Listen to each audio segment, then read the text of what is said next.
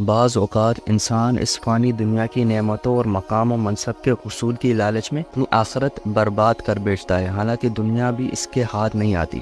یوں وہ دنیا میں بھی ذلیل و خوار اور آخرت میں دردناک عذاب کا حقدار ٹھہرتا ہے۔ فرمان مصطفیٰ صلی اللہ تعالیٰ علیہ وسلم ہے، حب الدنیا رأس کل خطیئۃ، یعنی دنیا کی محبت ہر برائی کی جڑ ہے۔ دنیاوی لالچ میں آ کر دو جہاں کی تباہی و بربادی مول لینے کی ایک عبرت ناک مثال یزیدی لشکر کی ہے، جس نے مال و دولت اور حکومت و اقتدار کی خاطر نواسۂ رسول حضرت سیدنا امام حسین اور ان کے رفقا رضی اللہ عنہم کو شہید کر دیا۔ تاریخ گواہ ہے، جو لوگ ان نفوس قدسیہ کے مقابلے میں آئے وہ زندگی میں چین نہ پا سکے، یہاں بھی انہوں نے ذلت و رسوائی کی سزا پائی، جبکہ میدان محشر کا معاملہ اس کے علاوہ ہے۔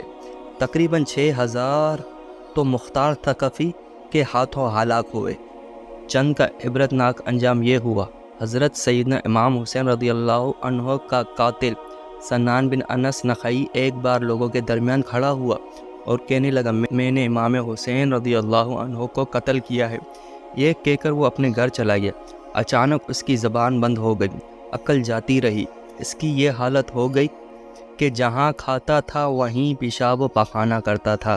ابن سعد شمر قیس ابن اشعث کندی خولی ابن یزید عبداللہ بن قیس یزید بن مالک اور باقی تمام بدبخت جو حضرت امام رضی اللہ عنہ کے قتل میں شریک اور سعی یعنی کوشش کرنے والے تھے، طرح طرح کی تکلیفوں سے قتل کیے گئے اور ان کی لاشیں گھوڑوں کی ٹاپوں سے پامال کرائی گئی۔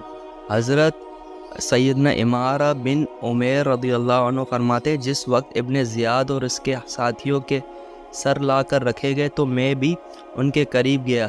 اچانک ایک شور سا بلند ہوا، وہ آ گیا، وہ آ گیا۔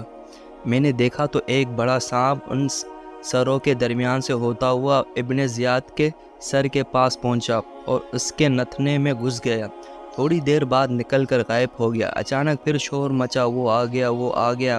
پھر وہی سانپ نمودار ہوا اور 2 یا 3 بار اسی طرح کیا، یعنی ابن زیاد کے نتنوں میں گھسا۔